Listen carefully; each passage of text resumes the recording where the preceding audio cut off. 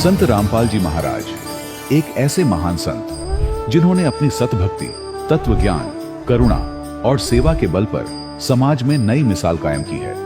संत रामपाल जी महाराज की अगुवाई में उनके सभी सतलोक आश्रमों से समाज कल्याण के अद्भुत कार्यों ने समाज को सुनहरे भविष्य की एक नई उम्मीद दिखाई है। संत रामपाल जी महाराज से नाम दीक्षा लेने के बाद लाखों लोगों की लाइलाज बीमारियां जैसे कैंसर, एड्स आदि ठीक हुई। संत जी के ज्ञान से प्रेरित होकर उनके अनुयायियों ने लाखों यूनिट रक्तदान किया। संत जी ने लाखों बहन बेटियों का दहेज मुक्त विवाह करवाया।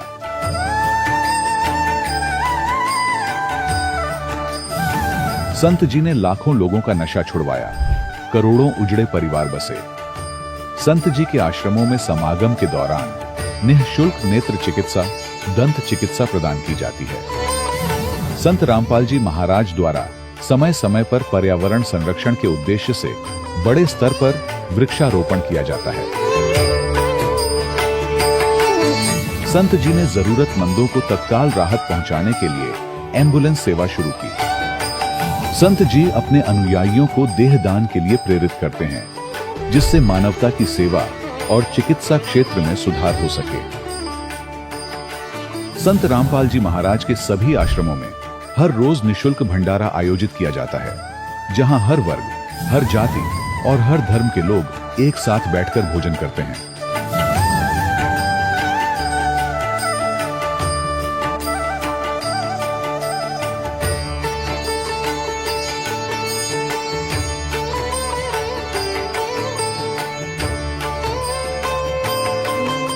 संत रामपाल जी महाराज की अन्नपूर्णा मुहिम ने गरीब और बेसहारा लोगों के जीवन में एक नई ऊर्जा और उम्मीद को जन्म दिया है। घर घर खाद्य सामग्री और जरूरी मदद पहुंचाकर संत रामपाल जी महाराज ने लोगों को दुख और मजबूरी से लड़ने की ताकत प्रदान की है।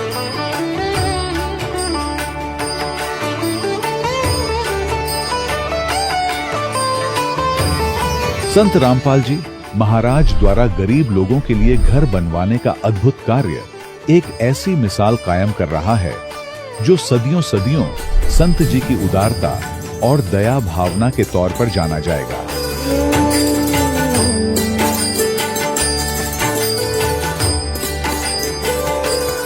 संत रामपाल जी महाराज के आश्रम में हजारों बुजुर्गों को सम्मान और प्यार के साथ जीवन जीने का अवसर मिलता है। उनके खाने, रहने और स्वास्थ्य की पूरी जिम्मेदारी संत रामपाल जी महाराज उठाते हैं। अनाथ बच्चों के लिए संत रामपाल जी महाराज के सभी आश्रम किसी वरदान से कम नहीं। यहाँ उन्हें शिक्षा, संस्कार और भविष्य के लिए बेहतर अवसर प्रदान किए जाते हैं। चाहे बाढ़ हो, भूकंप या महामारी, संत रामपाल जी महाराज और उनके अनुयायी हमेशा ही जरूरतमंदों के लिए सबसे आगे खड़े रहते हैं। कोविड महामारी के दौरान संत रामपाल जी महाराज के आश्रमों से करोड़ों लोगों के लिए भोजन, दवाइयां और जीवन रक्षक सामग्रियां उपलब्ध कराई गई। चाहे गरीब की मदद हो या किसी शोषित और पीड़ित वर्ग के हक और सम्मान की लड़ाई, संत रामपाल जी महाराज ने हमेशा ही उनकी दबी आवाज को सरकारों तक पहुंचाया है और उन्हें उचित न्याय दिलवाने में अहम भूमिका अदा की है। समाज में आध्यात्मिक और सामाजिक मूल्यों के प्रति जागरूकता लाने में संत रामपाल जी महाराज हर कदम पर मानवता के सच्चे सेवक साबित हुए हैं। संत रामपाल जी महाराज का जीवन हमें सिखाता है कि सच्ची सेवा वही है जो निस्वार्थ भाव से की जाए। आइए हम भी इस महान सेवा के कार्य में इस महान संत से जुड़ें और संत रामपाल जी महाराज से नाम दीक्षा लेकर अपने जीवन को धन्य बनाएं।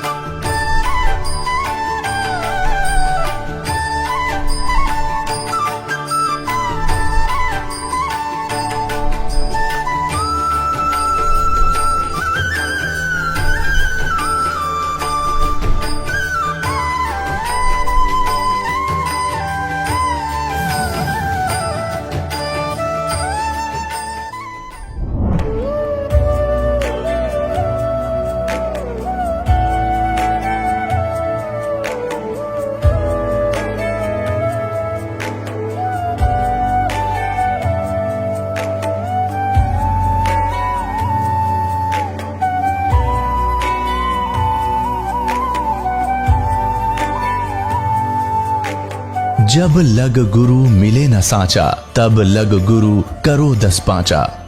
क्या गुरु बदल सकते हैं? क्या गुरु बदलने से पाप लगता है?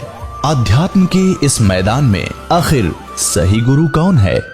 गीता जी में वर्णित तत्वदर्शी संत कौन है?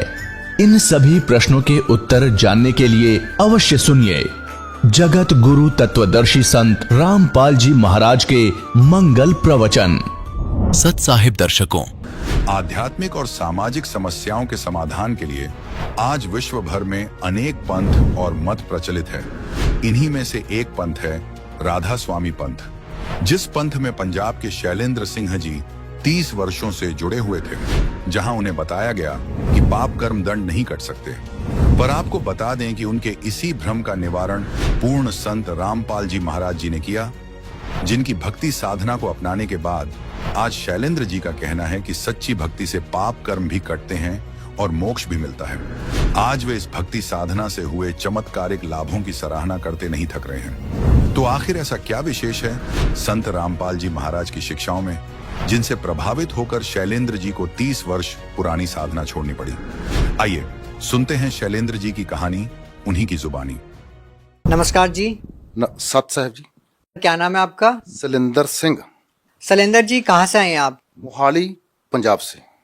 सर, संत रामपाल जी महाराज की शरण में कैसे आए आप? ये तो एक बहुत लंबी गल है। मैं राधा स्वामी सी। राधा स्वामी मैं रहा 30 साल।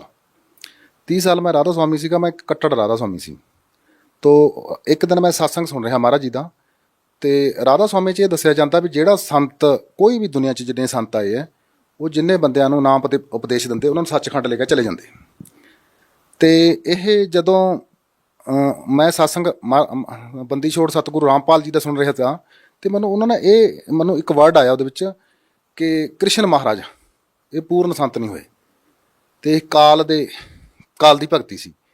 ਤਾਂ ਮੈਂ ਉਸ ਚੀਜ਼ ਤੋਂ ਅਚੰਭਾ ਖਾ ਗਿਆ, ਕਿਉਂਕਿ ਰਾਧਾ स्वामी ਧਰਮ में ਇਹੀ बताया जाता है ਕਿ ਜਿੰਨੇ ਵੀ ਸੰਤ ਹੈ ਉਹ ਜਿੰਨੇ ਬੰਦਿਆਂ ਨੂੰ ਉਪਦੇਸ਼ ਦਿੰਦੇ ਉਹਨੂੰ ਸੱਚਖੰਡ ਲੈ ਕੇ ਚਲੇ ਜਾਂਦੇ। तो उस दिन के बाद मैं डेली सत्संग सुनने शुरू करते। तो जो राधा स्वामी की भगती है, राधा स्वामी की भगती उन्होंने 5 नाम है। इत्थों शुरू होंगी, इत्थों मत्थे तो शुरू होंगी है। तो चौंकड़ा मार के बैठना, तो इत्थे ध्यान लाना। इत्थे तो अंदर 5 मंजिलां बनिया हुई ने। तो जो मैं डेली सत्संग सुनता सीगा महाराज रामपाल दे, तो ये एक दिन महाराज जी ने यह दसिया कि जिहड़ियां अंदर 5 मंजिलां बनाईयां, ये काल ने बनाईयां हुई, ये डुप्लीकेट मंजिलां है। तो ये सुन के मैं हैरान रह गया, क्योंकि राधा स्वामियों के विच जो चौंकड़ा मार के बैठते, इत्थे ध्यान टकाउंदे आ, तो इत्थे 1 ਲੱਖ बंदे चों एक बंदे का ध्यान लग जाता, उन्हां मंजिलां विच भी चले जाता। सर, जैसा कि आपने बताया कि एक ही व्यक्ति को वो नज़ारा दिखता था, तो सर और जो बाकी लोग थे उनको वो नज़ारा क्यों नहीं दिखता था? मैं 30 साल में मेरे को 1 या 2 ही बंदे मिले जिनको ये नज़ारा अंदर मिलिया। लेकिन वो ये नज़ारा देखने तो बाद भी जो अंदर बंदे दे जो कर्म है, जैसे किसी ने नज़ारा भी देख लिया, अगर उसके कर्म है तो उसको वही कर्म भोगने पड़ते हैं। उन्होंने भी बुरी हालत मैं देखी है बेचारे की। तो सर, आप कहना क्या चाहते हैं, जो पाप कर्म व्यक्ति ने कर रखे हैं कि वो भोगने से ही समाप्त होंगे? हाँ, राधा स्वामी धर्म में यही बताया जाता है कि जो बंदे दे कर्म है वो बंदे को भुगतने ही पड़ेंगे। सर, 30 साल तक आप राधा स्वामी पंथ से जुड़े हुए थे और काफ़ी समय आपने वहाँ पर बिताया है, तो फिर सर आप संत रामपाल जी महाराज की शरण में कैसे आए? जब मैंने संत रामपाल जी महाराज के बारे में सुना तो उन्होंने बोला कि जो कर्म है यह संत जो होता है वो कर्मों को काट देता है। जब मैंने सोचा कि नहीं, राधा स्वामी में तो यही बताया जाता है कि आपकी चाहे बाजू कट जाए, चाहे लत कट जाए, चाहे कुछ भी हो जाए, चाहे बीमार हो जाए, चाहे कैंसर हो जाए आपको, तो ये तो आपके कर्म है, आपको भुगतने ही पड़ेंगे। तो हम इतने पक्के हो गए थे, हमारे को जो भी मर्जी हो जाए तो हम समझते थे कि गुरु जी ने जो कर दिया ठीक है। तो जब मैंने संत रामपाल जी महाराज के बारे में सुना, उनके सत्संग सुने, उसके बाद मेरे को पता चला कि ये ऐसा नहीं है। क्योंकि हमारे ग्रंथ साहब में भी ऐसा है कि जब भी सतनाम मिल जाता है, परमात्मा का नाम मिल जाता है, उसके बाद फिर बंदे को कोई कष्ट नहीं आना चाहिए। तो जब मैं ये सुनता था तो मैंने 6 महीने लगातार 6 महीने महाराज रामपाल जी महाराज जी के सत्संग सुने। 6 महीने सत्संग सुनने तो बाद फिर मैं जो एक राधा स्वामी सत्संग किया, कर नैनो दीदार महल में प्यारा है, ਜਦ ਮੈਂ ਉਹ ਸੁਣਿਆ ਤੇ ਅੰਦਰ ਦੇ ਕਮਲਾਂ ਦੇ ਬਾਰੇ ਸੁਣਿਆ, ਲੇਕਿਨ ਰਾਧਾ ਸਵਾਮੀ ਦੇ ਬਾਰੇ ਚ ਉਹਨਾਂ ਦੇ ਬਾਰੇ ਨਹੀਂ ਦੱਸਦੇ ਵੀ ਥੱਲੇ ਕਮਲਾਂ ਦਾ ਕੋਈ ਧਿਆਨ ਨਹੀਂ ਦੇਣਾ। 6 ਮਹੀਨੇ ਸੰਤ रामपाल जी महाराज बंदी छोड़दा ਜਦੋਂ मैं सत्संग सुना, उसके बाद मैं नाम लेने के लिए हिसार गया। सर, संत रामपाल जी महाराज जी व राधा स्वामी पंथ के अंदर आप बहुत बड़ा अंतर बता रहे हैं। आपको इस तरह से बताया गया था कि व्यक्ति को पाप कर्म तो भोगने ही होते हैं, और संत रामपाल जी महाराज ने बताया कि परमात्मा साधक के पाप कर्म भी काट देता है और भक्ति करने के लिए उसकी आयु भी बढ़ा सकता है। तो सर, इन सारी चीज़ों को देखने के बावजूद भी लाखों लोग वहाँ से जुड़े हुए हैं, तो सर क्या उनको कोई लाभ ही नहीं हो रहे? नहीं, लाभ हो रहे हैं, काफ़ी लोगों को लाभ हो रहे हैं। लाभ उनका जो पुराना जो किसी मेरे को भी होते थे, ऐसा मेरे को भी होते थे, लेकिन वो जो अभी मैंने को संत रामपाल जी महाराज की शरण में आने के बाद ऐसा पता चला कि वो हमारे पुराने पुण्य थे जो हमारे को मिल रहे थे, अभी भी जनता को मिल रहे हैं। लेकिन जब भी लेकिन राधा स्वामी धर्म में यही बताया जाता है कि जो आपके कर्म है वो तो आपको भुगतने ही पड़ेंगे अगर किसी के ऊपर कष्ट आ जाता। तो सर, ये बात तो संत रामपाल जी महाराज के अनुयायियों पर भी लागू होती है, ये तो वो लोग भी बोल सकते हैं। ऐसा ऐसा ऐसा नहीं है। जैसे मैं अभी संत रामपाल जी महाराज की बात करता हूँ, जैसे मैंने नाम लिया है, पहले मैं एक कट्टर राधा स्वामी था, मेरे को ऐसा लगता था कि नहीं, जो कर्म है वो भोगना ही पड़ता है। मेरे को 3 या 4 साल ही हुए अभी नामदान ले हुए, मेरे साथ इतने इतने इतने अचंभे हो गए। सर, आपको क्या लाभ मिले संत रामपाल जी महाराज से नाम दीक्षा लेने के बाद? मेरे को संत रामपाल जी महाराज के जाने के बाद इतने लाभ हुए कि मैं इधर गणाने शुरू कर दूं, शायद उतना नहीं टाइम होगा आप उतना कर सकेंगे। मेरी जेब में अगर पहले 1000 रुपया रहता था, अभी मेरी जेब में 1 लाख रुपया रहता। मैं किसी काम के बारे में सोचता हूँ, अगर मैंने सोच लिया मेरा दूसरे दिन काम हो जाता। पैसा कहाँ से आता मेरे को नहीं पता चलता है। तो पहले ऐसा राधा स्वामी धर्म में मेरे साथ ऐसा नहीं था। तो ऐसा है कि बाकी जो मैं भगती के बारे च दसा थानू, भगती है अभी जैसे मैंने व्यास से नाम लिया था, जो व्यास से नाम लिया था वो किसी वेद से, किसी ग्रंथ साहब से, किसी गीता से मेल नहीं था खाता। अभी जो मैंने रामपाल जी महाराज से नाम दिया, संत रामपाल जी महाराज बंदी छोड़ से नाम लिया, वो नाम लेने के बाद मेरे को वेद के बारे में, गीता के बारे में, ग्रंथ साहब के बारे में पूरा ज्ञान हो गया। आप ग्रंथ साहब के बारे में, ग्रंथ साहब में भी ऐसा लिखा है, हाँ ऐसा, ये लाभ की बात बताता हूँ मैं आपको। जैसे मेरे को नहीं तो पता गीता क्या होती है, मैंने गीता का अभी जब सत्संग होता मेरे को गीता पूरी याद होगी। गीता दे 16वें अध्याय दे 23 नंबर श्लोक में लिखा है, जो शास्त्र विधि त्याग के, जो शास्त्रों में लिखा है उससे हटकर पूजा करता उसको कोई लाभ नहीं होता। जो शास्त्रों के अनुकूल भक्ति करता है उसको सारे लाभ होते हैं। तो इसलिए ग्रंथ साहब में भी ऐसा लिखा हुआ भी पूजा करे सब लोक संतो, मन मुख थाए ना पाई। जो मन के पीछे लगकर पूजा करते हैं उन्होंने कोई लाभ नहीं होता है। सर, आपको संत रामपाल जी महाराज से नाम दीक्षा लेने के बाद और क्या क्या लाभ मिले? मैं सिख समाज ਦੇ ਵਿੱਚ सिख समाज ਨੂੰ ਬਿਲੋਂਗ ਕਰਦਾ। ਸਿੱਖ ਸਮਾਜ ਗ੍ਰੰਥ ਸਾਹਿਬ ਦੇ ਵਿੱਚ ਪਹਿਲਾਂ ਲਿਖਿਆ ਕਿ 5 ਮੰਤਰ ਦਾ ਭੇਦ ਦਊਗਾ।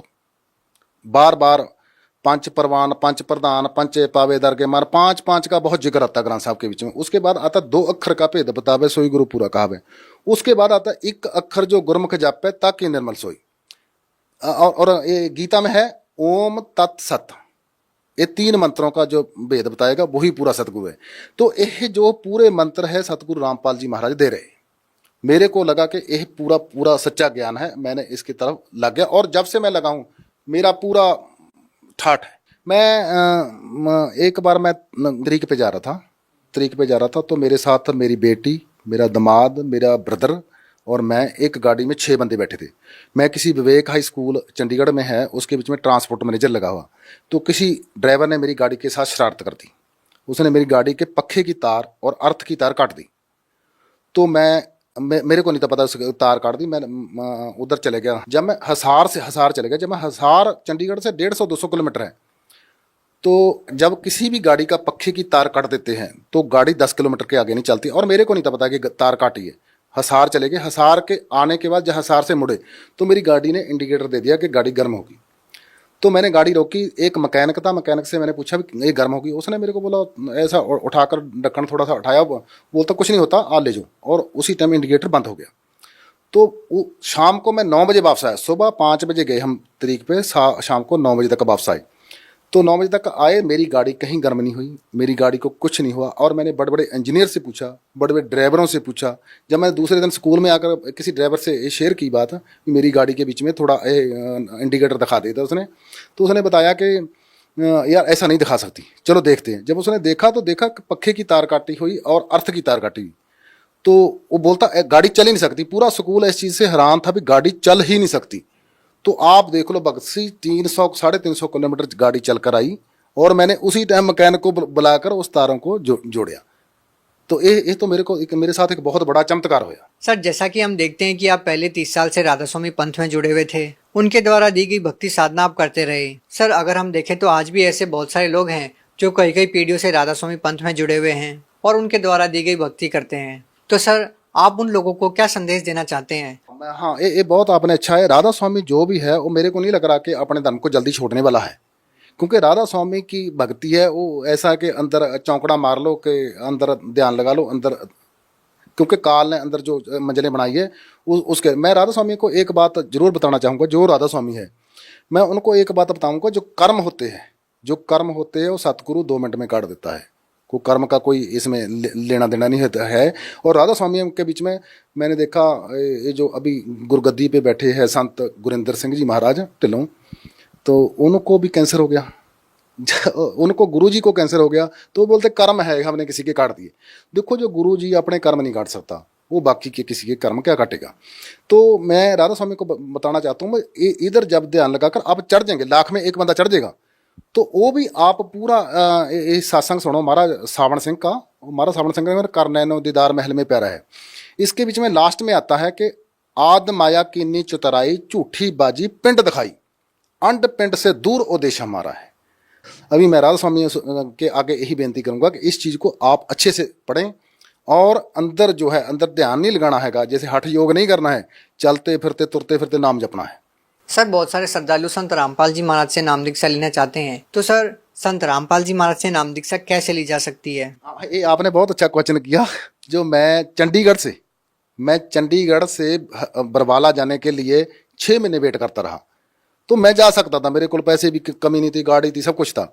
हमने तो नाम लेना है, महाराज जी शब्द लेने हैं, मंत्र लेने हैं। तो महाराज जी ने ऐसा कर दिया, अभी हर डिस्ट्रिक्ट के बीच में, हर स्टेट के बीच में, फॉरेन कंट्री के बीच में ये नामदान केंद्र खोल दिए।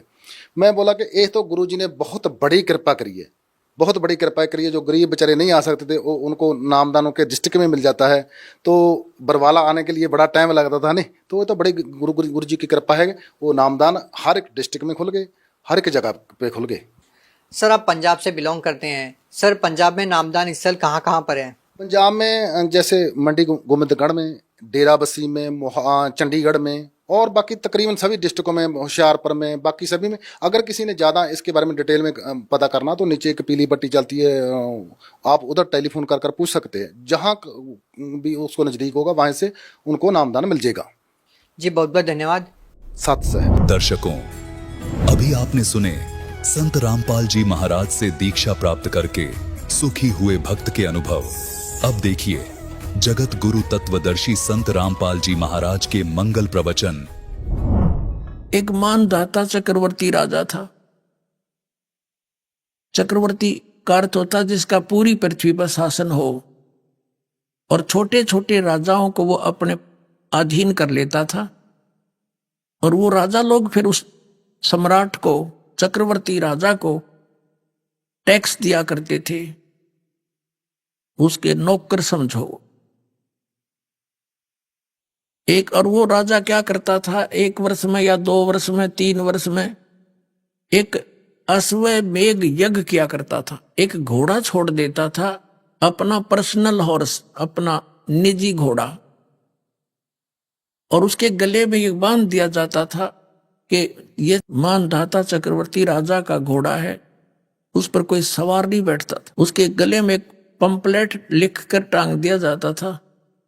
अन्य सैनिक उसके साथ साथ जाते थे। उस पर लिखा हुआ था कि मानधाता चक्रवर्ती राजा का ये घोड़ा है, राजा के पास इतनी सेना है, 72 करोड़। वैसे अक्सौणी लिखा है, अब अक्सौणी की डिटेल बताने लगे बहुत समय लग जाएगा एक अक्सौणी की। तो 72 अक्सौणी सेना थी, 72 करोड़ समझ लो, सीधी सी बात।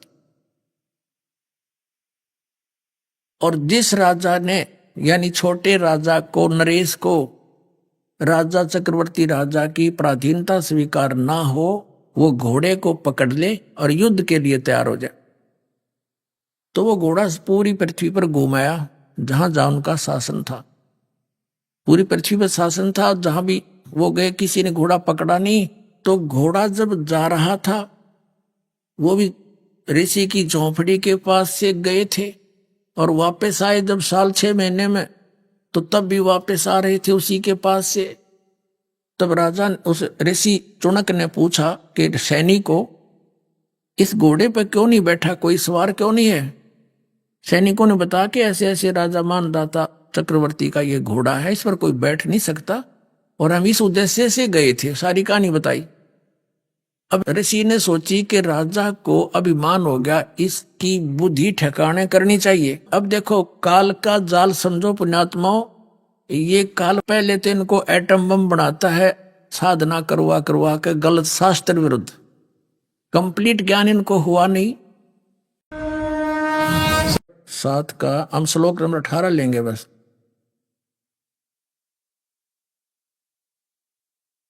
इसमें लिखा है कि उदारा सर्वे एव एते ज्ञानी तु आत्मा एव मे मतम आस्थित है स ही युक्त आत्मा माम एवं अनुत्तमाम गतिम। ये अनुत्तम शब्द है, इन्होंने अनुत्तमा का अर्थ कर दिया अति उत्तम। कर्म ठोकों ने, देख अज्ञानियों ने। इसका अर्थ बनता है कि ये ज्ञानी आत्मा उदारा सर्वे, ये सभी हैं तो उदार यानी बहुत अच्छी हैं, भगवान पाने के लिए शीश सौंप दिया। ये मेरे विचार में ये सभी ज्ञानी आत्मा हैं तो अच्छी, उदार हैं, नेक हैं। परंतु आस्थित स ही युक्त आत्मा माम एवं अनुत्तमाम गतिम, ये सभी अच्छी आत्माएं हैं, आस्थित युक्त आत्मा भगवान में लगी हुई, आस्थित से ही वे सब लगी हुई हैं। माम एवं अनुत्तमाम गतिम, मेरे से प्राप्त, ओम नाम से प्राप्त होने वाली मेरे वाली अनुत्तम गति में ही आस्थित हैं, आश्रित हैं। ये क्या बताते हैं देखिए, ये सभी उद्धार हैं, परंतु ज्ञानी तो साक्षात मेरा ही स्वरूप, मेरा स्वरूप ही है, ऐसा मेरा मत है। चलो ये पहले इनकी पढ़ लेते हैं अंग्रेजी। क्योंकि वह युक्त आत्मा मन तत्व, मन बुद्धि वाला ज्ञानी भक्त अति उत्तम गति स्वरूप, अति उत्तम लिख दिया अनुत्तम का, डिक्शनरी बदल डाली, व्याकरण का नाश कर दिया अपने ज्ञान के कारण। अनुत्तम माने अच्छा होता है कहते, जैसे अनुतीर्ण है, और अनुतीर्ण जहां लिखा उसको कह दे सबसे पास हो गया ये बच्चा, वो लिखे रहा, उसके लिखने से, अनुवाद गलत कर लेने से क्या वो सफल हो जाएगा? अनुतीर्ण लिखा तो अनुतीर्ण ही रहेगा सदा के लिए। तो यहां इन्होंने अति उत्तम कर दिया, मेरी अति उत्तम कर दिया। ये अति अश्रेष्ठ घटिया गति में मुझ में स्थित है। आस्थित माने अच्छे प्रकार स्थित है।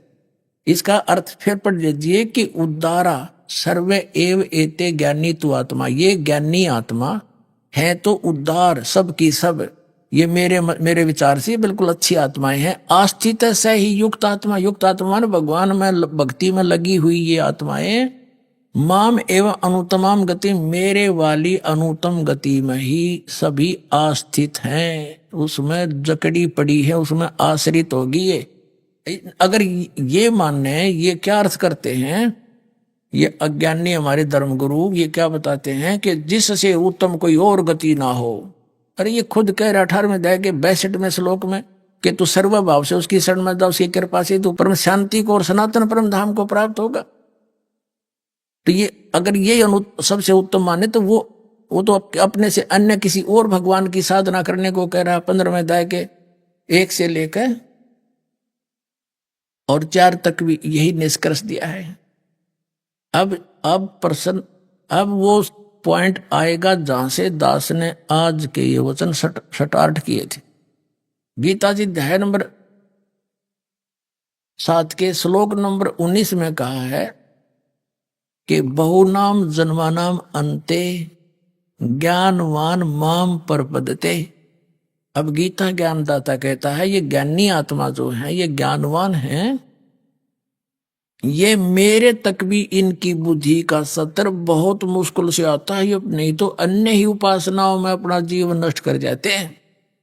बहुनाम जन्मानाम अंते, बहुत बहुत जन्मों के अंत के किसी जन्म में ये मेरे तक पहुंचते हैं, मेरी भक्ति तक पहुंचते हैं। और वासुदेव सर्वमिति, स महात्मा सुदुर्लभ है। लेकिन ये बताने वाला कि वासुदेव सर्वमिति, सर्वम वासुदेव का अर्थ इन्होंने श्री कृष्ण मान रखा है कि वासुदेव श्री कृष्ण है।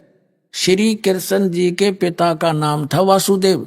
श्री कृष्ण वासुदेव क्यों करोगे, अपने बाप का नाम दरवा के। विचार करो, इनकी अकल देखो। वासुदेव वेदों में लिखा है कि वो वासुदेव का अर्थ है वो चक्रवर्ती परमात्मा जिसका सबके ऊपर शासन है। वासुदेव यानी सब पर प्रभुता रखने वाला, सर्वव्यापक। जैसे एक चक्रवर्ती राजा पूरी पृथ्वी पर व्यापक होता है, वासुदेव होता है पृथ्वी का। तो यहां ये कहना चाहा है कि जो महात्मा ये बतावे कि वासुदेव माने सर्वशक्तिमान, सुप्रीम पावर, सबका उत्पत्ति करने वाला, कुल का मालिक, वही सब कुछ है, वही पूजा के योग्य है, वही पाप नाशक है, वही सबका उत्पादन करने वाला है और उसी की भक्ति करनी चाहिए, वो तत्वदर्शी संत बताएगा। तो वो जो है महात्मा सुदुर्लभ है, वो तो बड़ी मुश्किल से मिलेगा अर्जुन। अब देखना, अब आओ अध्याय नंबर 7 का श्रीमद् भगवद गीता, अध्याय नंबर 18 हमने पढ़ लिया। अब 19 में कहा है कि बहुनाम जन्मानाम अंते ज्ञानवान, ये ज्ञानी जो है, ये ज्ञानी तो आत्मा, ये ज्ञानी आत्मा है तो उद्धार अच्छी है। तो कहते हैं ये मेरे वाली घटिया अवस्था साधना में रहेगी। इनके विषय में कहा कि बहुनाम जन्मानाम अंते ज्ञानवान माम प्रपद्यते, बहुत बहुत जन्मों के अंत के जन्म में ये ज्ञानी मेरी पूजा करते हैं, मुझे भजते हैं। वासुदेव है सर्वम इति, स महात्मा सुदुर्लभ है। ये बताने वाला कि वो वासुदेव ही सब कुछ है, वही पूजा के योग्य है, वही मोक्षदायक है, वो पाप नाशक है, वो सर्व का उत्पत्ति करने वाला है, वो है सर्वशक्तिमान, उसकी पूजा करने से लाभ होगा। तो ये बताने वाला स महात्मा सुदुर्लभ है। पुण्यात्माओं, ये सदग्रंथ अनमोल रत्न है। अरे ने पहली कक्षा के बालक भी को नहीं है, आचार्य शंकराचार्य मंडलेश्वर महर्षि को आगे न कख भी नहीं पता था। 5500 वर्ष हो गए पवित्र शास्त्रों ने लिपिबद्ध हुए, अरे हमें कख नहीं बता सके इसका आज तक। इस दास पर कृपा करी दाता ने, इस योग्य बना कि परमात्मा के अनमोल ज्ञान को समझकर उसके बच्चों तक यथार्थ ज्ञान समझा दूं, इनका कल्याण हो जाएगा। पुण्यात्माओं, अब पहले इनका देखते हैं अनुवाद क्या, कैसा डंगा किया इन्होंने। 7 में जाएगा 18वां श्लोक। बहुत जन्मों के अंत के जन्म में ज्ञानवान तत्व ज्ञान को प्राप्त हुए, सब कुछ वासुदेव ही है, सब कुछ वासुदेव ही है। इस प्रकार मुझ को भजते हैं, वह महात्मा अत्यंत दुर्लभ है। कर दिया उल्टा डंगा। इन्होंने बताया कि तीनों गुणों की भक्ति करते हैं, जो उनको संज्ञा दे रखी है, समय आने पर बताऊंगा जब अच्छा लगे उसको। तो कहा ये व्यर्थ है। तीनों गुण कौन? रजगुण ब्रह्मा, सदगुण विष्णु, तम गुण शिव जी की। 7 में अध्याय के 12 से लेकर 15 में स्पष्ट किया है कि जो तीनों गुणों की भक्ति करते हैं वह यूजलेस है। अपनी साधना बताता है, मेरी भक्ति भी 4 प्रकार के करते हैं। और उसमें भी बताया ये ज्ञानी मुझे अच्छे लगते हैं क्योंकि ये मुझे तो बचते हैं कम से कम, अन्य तो और अड़ंगे में पड़े रहे हैं, अन्य साधना करते। तो उनके विषय में बता दिए ये भी अनुत्तम है। अब यहां बताता है कि ये ज्ञानवान, बहुनाम जन्मानाम अंते ज्ञानवान माम प्रपद्यते, ये ज्ञानी आत्मा बहुत जन्मों के अंत में एक आधा मेरी भक्ति करता ना, नीचे वाली साधना में अपना जीवन नष्ट करते हैं। लेकिन वासुदेव सर्वमिति स महात्मा सुदुर्लभ है। इसमें ये दो दास ने अनुवाद किया, ये फाइनल है कि ये बताने वाला कि वो सर्वशक्तिमान वासुदेव श्री कृष्ण नहीं थे। ये तो आपका क्या, मेरा नाश होता, मेरी जन्म मृत्यु होती है। श्री कृष्ण तो बीच में रोल रहा नहीं, तो ये काल बोल रहा है, ये भी वासुदेव नहीं है। ये केवल अब ये प्रसंग तो चल रहा है कि वासुदेव कौन है। जैसे श्री ब्रह्मा जी रजगुण, श्री विष्णु जी सतगुण, श्री शिव जी तमगुण, ये केवल एक ब्रह्मांड में एक विभाग के मंत्री हैं और एक ब्रह्मांड में 3 लोकों के ऊपर, पृथ्वी लोक, एक कॉमन स्वर्ग है स्वर्ग लोक, और नीचे एक पाताल लोक। इन 3 लोकों पर ही इनका आधिपत्य है, बस ब्रह्मलोक पर भी इनका आधिपत्य नहीं है, इस एक ही ब्रह्मांड में। इसके बाद 21 ब्रह्मांड है इस काल भगवान के, इनके पिता ब्रह्म के। तो ये ब्रह्मा विष्णु महेश तो इतने ही व्यापक हैं, इतने ही स्वामी हैं, प्रभु हैं, 3 लोकों पर एक एक विभाग के मंत्री। और इनका पिता ये सर्वपुरुष यानी ब्रह्म, ये 21 ब्रह्मांड का ही मालिक है, इतना ही व्यापक है, सर्वव्यापक नहीं है, सबका मालिक नहीं है। और फिर है अक्षर पुरुष, ये 7 संघ ब्रह्मांड में व्यापक है, 7 संघ ब्रह्मांड का स्वामी है। ये ओवरऑल कंट्रोल वासुदेव नहीं है। तो वासुदेव कौन है? वो परम अक्षर ब्रह्म है, जिसने संसार रूपी वृक्ष की उत्पत्ति की है।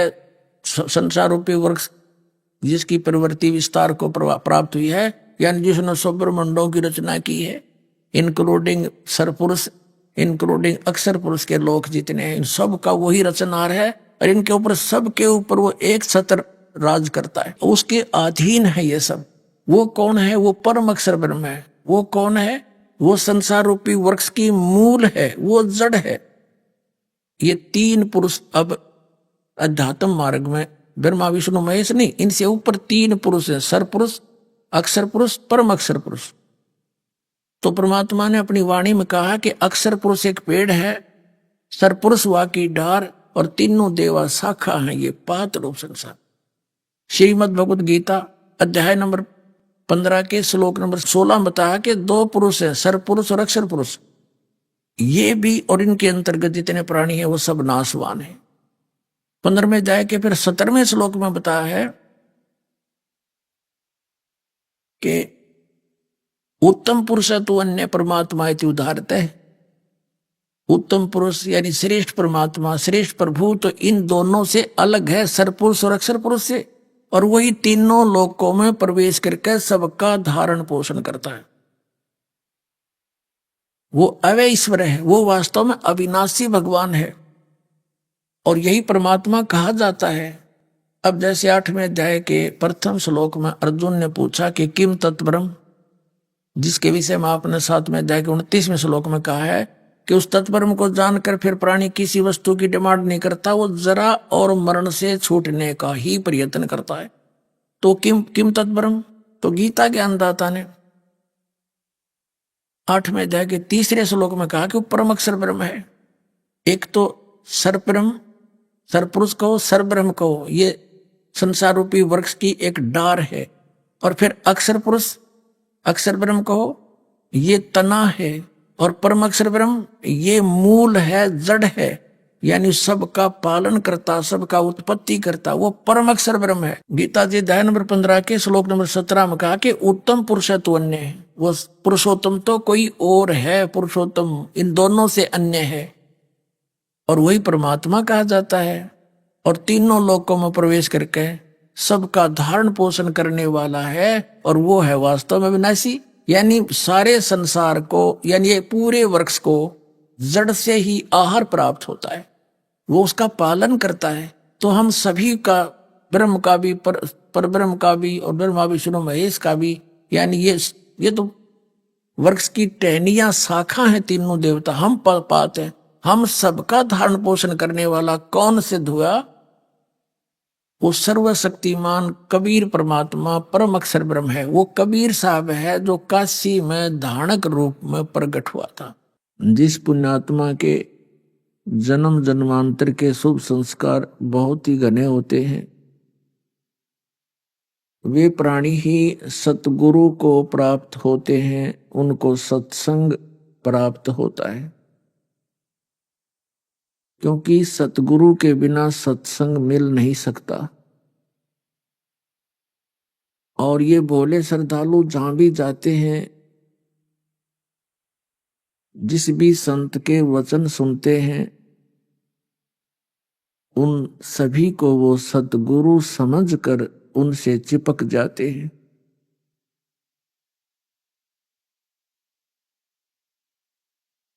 अब ये कारण क्या रहा कि हम प्रत्येक संत को, प्रत्येक महंत को हम एक सतगुरु मानते रहे। सतगुरु का अर्थ होता है जो सत्य ज्ञान प्रदान करावे, आध्यात्मिक सत्य ज्ञान।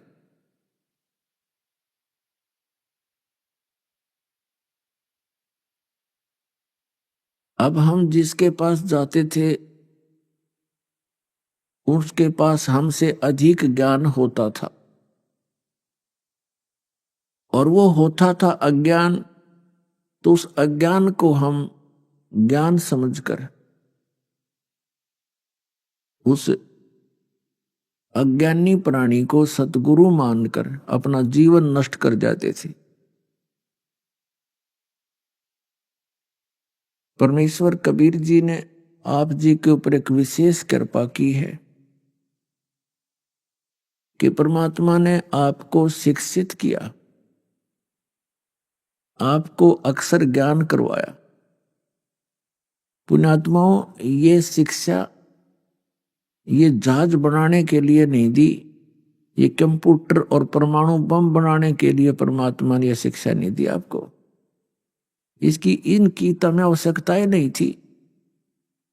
हमने इन कंप्यूटरों की या इन एयरप्लेनों की किस लिए आवश्यकता पड़ी? हमने माया अधिक संग्रह करने की रुचि बन गई।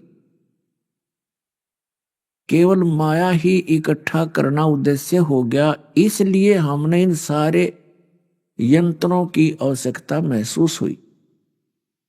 और हमने इस मनुष्य जीवन से जो कार्य करना चाहिए था, जिसकी अति आवश्यकता है, उसका हमें विशेष ज्ञान नहीं हुआ। तो आपके ऊपर ये मेहर करी परमात्मा ने, आपको अक्षर ज्ञान दिया। और ये कंप्यूटर आदि जो बनवाए, इंटरनेट बनवाए, ये टीवी चैनलों का जो सिस्टम प्रदान किया मानव को, ये गॉड गिवन है। ये मानव स्तर की सोच नहीं है, ये भूल जाना। अपने आत्माओं, एक वैद्य होता है और वो वैद्य स्वयं नहीं जानता तू कहां से उत्पन्न हुआ, तेरी क्या स्थिति है, तो क्या वो इन जड़ी बूटियों की पहचान कर सकता है, उनके गुण धर्मों को जान सकता है? ये भी परमात्मा आपके लिए, अपने बच्चों के लिए रहम करता है और उस पुण्यात्मा को अंदर से प्रेरणा करता है, ये ऐसी जड़ी है, इसको ऐसे ऐसे मिला दे, ये इस रोग के लिए काम करेगी। तो ये शुरुआत से परमात्मा ने ये उस जड़ियां दी आपको। अब ये डॉक्टर खोज करते, ये पहले कहां गए थे डॉक्टर? तो ये गॉड गिवन है, क्योंकि अब परमात्मा को पता था कि ये कलयुग के अंदर जितने भी मानव शरीरधारी प्राणी जन्मेंगे, इनके पूर्व जन्म की कमाई अच्छी नहीं होगी, और जिसके कारण इनके ऊपर आपदाएं खूब आवेंगी, इनके ऊपर रोग भी आक्रमण करेंगे। तो उसके लिए परमात्मा ने ये औषधियां तैयार करवा दी पहले। और अब विशेष कृपा की है मालिक ने कि आप जी को ये अक्षर ज्ञान करा दिया, और ये तत्व ज्ञान आपको समझ में आवेगा। हम परमात्मा प्राप्ति करेंगे। इसी प्रकार ये जो प्रोजेक्टर सिस्टम बनवाया, टेलीविजन सिस्टम परमात्मा ने तैयार करवाया, इस सब का उद्देश्य मालिक का यही था कि मेरे बच्चे उन सदग्रंथों के गुण रहस्य को आंखों देख लेंगे। पहले तो ये दास प्रोजेक्टर या सीडी पर दिखाएगा, क्योंकि हम बहुत दिनों से भ्रम भटक रहे हैं, बहुत दिनों से हम दूध के जले हुए हैं, तो हम छाछ को भी लस्सी को भी फूंक मार कर पीने की कोशिश करेंगे तो वो बहुत अच्छी बात होगी। तो दास जो प्रोजेक्टर पर दिखाता है, सीडी के माध्यम से आपके पास ये भक्त भेज रहे हैं, उधर से पुस्तकें बनाई जा रही हैं, उनमें सब सदग्रंथों के पृष्ठ अध्याय मंत्र नंबर लिखकर आपको भेजे जा रहे हैं। तो फिर क्या करते हैं बुद्धिमान समाज, उन सदग्रंथों को इन रेफरेंसों से मेल करता है, और मेल करता है तो सच्ची पाते हैं क्योंकि वो सत्य है। तो फिर आप जी को परमात्मा पाने में बहुत सुविधा हो जाती है, पहचानने में। सबसे पहले तो हमने भगवान को पहचानना है, जानना है। अब परमात्मा की एक वाणी है कि सतपुरुष जिन जानिया सतगुरु तिसका नाम। सतपुरुष को जिसने पहचान लिया, जान लिया, वो सतगुरु है, वो परम संत है, वो मोक्ष दाता है। उसको संत भाषा में कड़िहार बोलते हैं। कड़िहार, कड़िहार माने संसार से निकालकर सतलोक भेजने वाला। और फिर बताया है कि पूरे गुरु की क्या पहचान है, 2 अक्षर का भेद बतावे, सोए गुरु पूरा कहावे। फिर और अन्य लक्षण क्या बताए हैं सतगुरु के, कि सतगुरु के लक्षण कहूं मधुरे बैन विनोद, और 4 वेद 6 शास्त्र वो कहे 18 बोध। यानी सतगुरु विश्व के सभी धर्म ग्रंथों के विषय में उसके जानकार होता है। अब जैसे 600 वर्ष पहले स्वयं परमात्मा सत्य पुरुष पूर्ण ब्रह्म, वो परम अक्षर ब्रह्म कबीर देव जी जुलाहा रूप में 120 वर्ष इस पवित्र धरातल पर रहे। सहशरीर आए थे, सहशरीर चले गए। वो परमात्मा है और वो हमारे माता पिता हैं। तुमेव माता च पिता तुमेव, तुमेव बंधु च सखा तुमेव, तुमेव विद्या च द्रविण तुमेव, तुमेव सर्व मम देव देव। वो सब देवों का देव, सब भगवानों का भगवान, और सर्वस्व सब कुछ हमारा वही है। माता पिता बंधु सखा, वो हमारा असली साथी है। तो वो 120 वर्ष यहां रहे, एक जुलाहे की भूमिका की, जिस कारण से उनको जुलाहा कबीर कहा जाने लगा। एक अपने तत्व ज्ञान को लोकोक्तियों के माध्यम से, कविताओं के माध्यम से, यानी पद्य भाग में बोलने के कारण वो एक प्रसिद्ध कवियों में से भी एक कवि कहलाए। तो वो सतगुरु थे और परमात्मा भी हैं। उस समय वो सतगुरु जगत गुरु का अभिनय कर रहे थे, रोल कर रहे थे, और वो स्वयं परमात्मा भी हैं। पवित्र वेदों में, 4 वेदों में ये स्पष्ट किया है कि परमात्मा ऊपर सतलोक में, रत धाम में सहशरीर मनुष्य दृश्य है, वहां विराजमान है, और एक राजा के समान सिंहासन पर बैठा है। ऊपर मुकुट है, ऊपर छत्र है, बहुत बड़े एक गुम्मज के अंदर, स्तूप के अंदर परमात्मा विराजमान है। वहां पर उस यानी वहां पर सतपुरुष की शोभा शरीर की कैसी है, वो नर आकार है, मनुष्य दृश्य है। उनके एक रोमकूप में करोड़ सूर्य मिला दे, करोड़ चंद्रमा, इससे भी अधिक प्रकाश है, वो मनुष्य दृश्य है।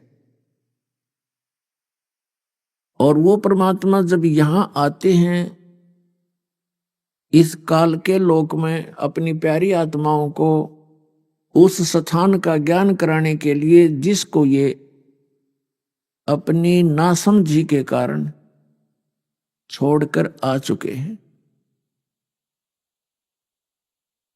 वो ज्ञान कराने के लिए कि तुम यहां के वासी नहीं हो,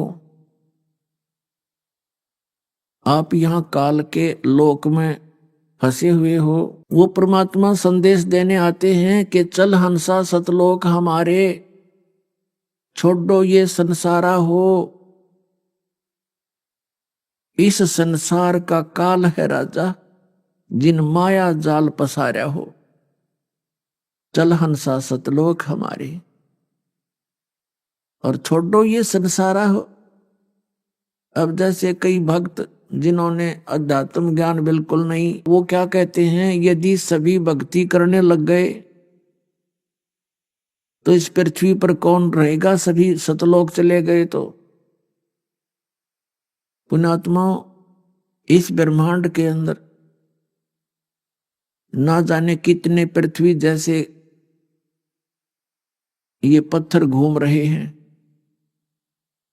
मंगल ग्रह है, बुध ग्रह है, ये ऊपर चांद है, चंद्रमा, तो ये खाली पड़े हैं। एक यूं टुकड़ा खाली पड़ा रहेगा, पता इसका हमने ठेका ले रखा है, पड़ा रहेगा यहाँ पर।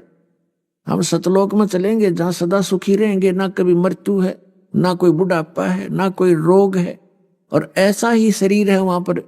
मनुष्य दृश्य सृष्टि, एज इट इज सृष्टि है। बाग बगीचे खूब हैं, पहाड़ हैं, बहुत सुंदर झरने हैं वहां पर, लेकिन वहां पर ये पशु पक्षी नहीं है। और पुण्यात्माओं, अभी तक आप जी ने जो ज्ञान सतलोक के विषय में सुना है, वो उन नकली संतों और अनुभवहीन व्यक्तियों का सुना है, जिन्होंने सपने में भी सतपुरुष और सतलोक को देखा ना जाना, समझा भी नहीं। वो क्या बताते हैं कि सतलोक एक प्रकाश ही प्रकाश है, वो चेतन प्रकाश है, और आत्मा मोक्ष प्राप्त प्राणी उस अमर लोक में ऐसे लीन हो जाती है जैसे बूंद समुद्र में। ये खाक मोक्ष हुआ, वहां क्या करेंगे, फिर समुद्र में डूबने जाना है, किसकी रुचि बनेगी वहां जाने की। ये केवल उनकी अपनी अज्ञान सोच है। वहां पर ऐसी ही सृष्टि है, आप पहले वहीं रहते थे, आपके वो मकान, आपके वो महल, वो बाग बगीचे अभी भी खाली पड़े हैं, क्योंकि वहां सदाबहार है, सदाबहार वृक्ष हैं, किसी चीज का अभाव नहीं, कोई काम नहीं, कोई राग द्वेष नहीं। राग द्वेष वहां होता है जहां आपस का बंटवारा हो, या किसी चीज का अभाव हो, जहां छोटा और बड़ा हो। वह सब एक जैसे हंस हैं, एक जैसे सबकी स्थिति है, एक जैसा आहार है, एक जैसे विचार हैं। तो वहां शरीर भी इस 5 तत्वों से बना हुआ नहीं है, वो केवल नूर तत्व से बना हुआ है। उसके अंदर ये बीपी हाई लो नहीं होता, क्योंकि उसमें ब्लड नहीं है। उसके अंदर अमृत का संचार है। तो पुण्यात्माओं, स्वयं परमात्मा ने, सतपुरुष ने, कबीर जी ने आकर के अपना ज्ञान दिया, और कबीर सागर के अंदर वो लिपिबद्ध किया आदरणीय धर्मदास साहिब जी ने। क्योंकि आदरणीय धर्मदास साहिब जी को परमात्मा अपने विधान अनुसार मिले थे। अभी आपने सुने संत रामपाल जी महाराज के मंगल प्रवचन। आइए अब सुनते हैं संत रामपाल जी महाराज से नाम दीक्षा लेकर सत भक्ति करके अद्भुत लाभ प्राप्त करने वाले अनुयायी के विचार। सत साहिब दर्शकों, जब मनुष्य के जीवन में पापों का दौर शुरू होता है और उसको यह पाप रूपी बादल घेर लेते हैं तो उसका जीवन नर्क समान हो जाता है और ऐसे में मनुष्य को परमात्मा के अलावा और कोई दिखाई नहीं देता। दर्शकों, ऐसी ही कहानी थी छत्तीसगढ़ के रहने वाले कामता प्रसाद जी की। कामता प्रसाद जी पहले कबीरपंथी संत गुरु घासीदास से जुड़े हुए थे और उनके द्वारा बताई गई भक्ति साधना कर रहे थे, लेकिन फिर भी इन्हें ना तो शारीरिक सुख मिला और ना ही मानसिक शांति। दर्शकों, आज कामता प्रसाद जी का कहना है कि जब से मैंने संत रामपाल जी महाराज की शरण ग्रहण की है तब से मैं असली कबीरपंथी बन गया हूं। मुझे वास्तव में कबीर साहिब के ज्ञान और उनकी सद्भक्ति का ज्ञान अब हुआ है। दर्शकों, आखिर कामता प्रसाद जी ने एक कबीरपंथी संत को छोड़कर दूसरे कबीरपंथी संत की शरण क्यों अपनाई है? आइए जानते हैं कि इसके पीछे की सच्चाई क्या है। सुनते हैं कामता प्रसाद जी की कहानी, उन्हीं की जुबानी। नमस्कार सर। सत साहब सर। सर क्या नाम है आपका? कामता प्रसाद बंजारे नाम है, वैसे डॉक्टर बनर्जी के नाम से जानते हैं मेरे सर। ग्राम बरछा और जिला मुंगेली, तहसील पथरिया और छत्तीसगढ़ का रहने वाला हूँ सर। कामता प्रसाद जी, संत रामपाल जी महाराज जी से नाम उपदेश आपने कब लिया? 24/2/2018 को लिया सर। संत रामपाल जी महाराज जी से नाम दीक्षा लेने से पहले आप क्या भक्ति साधनाएं किया करते थे? भक्ति साधना तो हम वैसे सतनामीपन से बिलोंग करते हैं सर, तो गुरु घासीदास को मानते थे और साथ में कबीर साहिब को भी मानते थे सर, दोनों को ही मानते थे। सर जैसा कि आपने बताया कि आप सतनामी पंथ से हैं, जो कि काफ़ी पुराना कबीर पंथ है, और आप घासीदास को भी मानते थे और कबीर साहब जी को भी मानते थे, तो फिर आप संत रामपाल जी महाराज जी की शरण में क्यों आए? सर ऐसा जाना पड़ा सर, कुछ शरीर में तकलीफ आ गया हमारा, और फिर 2017 में वैसे तो पुस्तक हम पढ़े थे, 2017 से हम सत्संग भी सुन रहे थे परमात्मा का, संत रामपाल जी महाराज का, और उसमें हमको बहुत कुछ ज्ञान मिल चुका था, लेकिन अहम के कारण हम जा नहीं पा रहे थे, क्योंकि हम सोना बनाने का भी काम करते थे सर।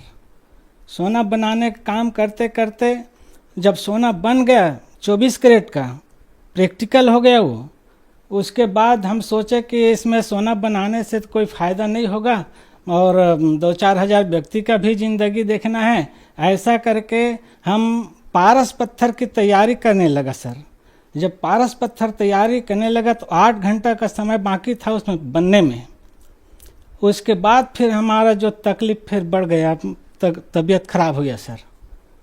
इसलिए दुनिया भर के देवी देवताओं को याद किए मेरे वाइफ ने। मैं तो बेहोश हो गया था सर, वैसे गनियारी अस्पताल में गया था तो पीछे साइड का रीढ़ का हड्डी से पानी निकाल दिया था, और घर में आया तो बेहोशपना हो गया। तो हमारे पत्नी, हमारे वाइफ ने पूरा कई प्रकार के देवी देवता का आराधना किया, लेकिन कोई सहमत नहीं हो। लास्ट में फिर बोले कि हे परमात्मा, हम साल भर से हम सत्संग आपके देख रहे हैं, उसके बाद आप आके दया करिए परमात्मा, यहाँ पर हमारे पति को जीवन दान दीजिए। ऐसा करके बोली सर फिर हमारे वाइफ। तब फिर परमात्मा ने एक सोटा रख के और कमंडल रख के संत रामपाल जी महाराज कबीर परमेश्वर के रूप में आए। फिर आने के बाद हमारे मुंह में वो जल डाला सर, चरणामृत। हम नहीं जानते थे, हमको बता रहे थे बाद में जब हमको होश आया तो, लेकिन हमारे वाइफ ने पूरा इस सब को देख रही थी, हर चीज़ को सर। उसके बाद फिर बोले कि हम तुरंत दीक्षा ले लेंगे परमात्मा, अगर तुरंत हमको जीवन दान मिलेगा तो। ऐसा करके बोली सर। और उसके बाद जब हम चरण अमृत डालने के बाद कुछ राहत मिला हमको। राहत मिलने के बाद में फिर 3 दिन के बाद हम जाके भाटापारा में नामदान केंद्र था उस समय सर, तो जाके आके हम नाम दीक्षा लिए। और जैसा हम अंदर घुसे नाम दीक्षा लेने के लिए, तो हमारा यहाँ का जो तकलीफ था वो तकलीफ क्षण मात्र में तुरंत ठीक हो गया सर, और परमात्मा की भक्ति करने लग गए। सर जैसा कि आपने बताया कि आपके परिवार वाले पहले से ही संत रामपाल जी महाराज जी से दीक्षित थे, उन्होंने आपके लिए संत रामपाल जी महाराज जी से प्रार्थना की और फिर आप स्वस्थ हो गए, तो क्या नाम दीक्षा लेने के बाद आपको और भी लाभ मिले? जैसे कि हमारे वाइफ है, वाइफ जैसे कोरोना काल में जब टीका लगवाई थी तब उसका तबीयत खराब हो गया फिर हमारे वाइफ का, और 8-10 रोज वो बिल्कुल खाना नहीं खाए, बातचीत कुछ नहीं कर सकती थी एकदम। उसके बाद में फिर हम पास में सोते थे, पास में सो रहे थे तो एक रोज 13वां दिन में धर्मराज अपने किताब लेकर के ऐसे दबाए हुए आए सर, और बोले कि ये तुम्हारा पत्नी अब नहीं रहेगा, समय पूरा निकल चुका है, ख़त्म हो चुका है, आप देख लो। ऐसा करके वो पुस्तक को, किताब को ला के रख दिया। पहले भी वैसे मैं तांत्रिक के काम करता था तो कई ऐसा मृत्यु हो जाते थे तो उसको भी लेके आते थे मेरे पास में कि भाई इसको जिंदा मत करना, जीवित करने की कोशिश मत करना, ऐसा करके बोलते थे सर। तो उसी प्रकार उस दिन भी आए थे और दिखाए थे। तो सुबह जब उठा, समय 4 बजे का था, तो उठा तो मैं उनसे पूछा कि आपके तो समय है ही नहीं है, अब 11:30 बजे राइट फिक्स है उसमें लिखा है, ऐसा करके बोले। तो बच्चे लोग रोने लग गए और समय होते जा रहे थे तो और बिल्कुल उसका चेहरा डाउन होते जा रही थी मेरे वाइफ का। उसके बाद में फिर जब 11 बजे और बिल्कुल सीरियस हो गए, एकदम सीरियस हो गए, तो फिर बच्चे लोग के बोला कि यहाँ रोने की क्या ज़रूरत है भाई, ये तो मुर्दा है, मर गए, मर जाता है तो उसके पास रोना नहीं चाहिए, रोना है तो वो परमात्मा बैठा है वहाँ जाके आप रोइए भाई सब जने, ऐसा करके बोले सर। तो वहाँ जाके गद्दी के पास में जाके फिर रोने लगे। तब फिर परमात्मा 11:40 में ठीक फिर आया, और वहाँ जब उठ नहीं सकती थी, बैठ नहीं सकती थी, वो खुद उठ के बैठ गई और बोलने लगे कि यहाँ से खिसको खिसको, मेरा पिताजी आ गया, मेरा बाप आ गया, परमात्मा आ गया मेरा, ऐसा करके संत रामपाल जी को संबोधन किया सर। और हाथ को ऐसा किया तो प्रसाद भी आ गया उसके हाथ में, और चरण अमृत भी आ गया, जिसको जगत के लोग भी देखे वो तो फिर वो उसको जीवन दान मिला वहीं पर परमात्मा आने के बाद। ये लाभ हुआ सर हमको। और एक लाभ और बताता हूँ सर, हमारे पास गाड़ी वाड़ी नहीं था, तो एक दिन हम दंडवत किए शाम को, दीपक वगैरह जला करके, तो बोले कि परमात्मा गाड़ी के हमको भी ज़रूरत है, अब कोई भी ढंग से व्यवस्था करिए परमात्मा, ऐसा करके बोले सर मन में। तब परमात्मा दया किया, हमारे खाता में 15,000 रुपया तीसरा दिन आ गए, और उस 15,000 रुपये को धर के हम गाड़ी लेने के लिए चल दिए सर, और गाड़ी ले लिया। यही हमको लाभ हुआ है सर। पेट में गैस था और यहाँ सूजन हो गया था मेरा, तो कई डॉक्टर को दिखाया, तो कई डॉक्टर तो ये बोलते थे कि आप तो यहाँ से हम भेजते हैं मरीज तो उसको ठीक कर देते हो, तो हम आपके लिए क्या दवाई करेंगे, ऐसा करके बोलते थे सर। तो गनियारी, फिर लास्ट में गनियारी गए, गनियारी में रीढ़ की हड्डी से पानी निकाल दिया। सर, संत रामपाल जी महाराज जी से नाम दीक्षा लेने के बाद आपको बहुत सारे लाभ मिले, तो सर ऐसा कैसे संभव हो पा रहा है कि जो भी श्रद्धालु संत रामपाल जी महाराज जी से नाम उपदेश लेते हैं उनको तुरंत ही लाभ मिलने शुरू हो जाते हैं? सर ऐसा है, ये भक्ति मार्ग सबसे बड़ा चीज़ है भक्ति मार्ग में सर, क्योंकि संत रामपाल जी महाराज है वो शास्त्र अनुकूल भक्ति बता रहा है, जो शास्त्र में बिल्कुल प्रमाणित है, एक एक ठो उसको बता रहा है, उस नाम वो नाम देता है, उसमें पावर है, शक्ति है सर। तो बड़े बड़े रोग है, बड़े बड़े बीमारी है, वो कट जाता है। इसलिए हमारा पेट का जो बीमारी था वो भी कट गया सर, परमात्मा की दया कर दिया संत रामपाल जी ने। सर, संत रामपाल जी महाराज जी से नाम उपदेश कैसे लिया जा सकता है? सर आजकल तो कई चैनलों में सत्संग आता है, और उसके नीचे पीली पट्टी चलती है, उसमें नंबर रहता है सर, उस नंबर से आप कांटेक्ट करके अपने नज़दीकी नामदान केंद्र से पता करके आप दीक्षा ले सकते हैं सर।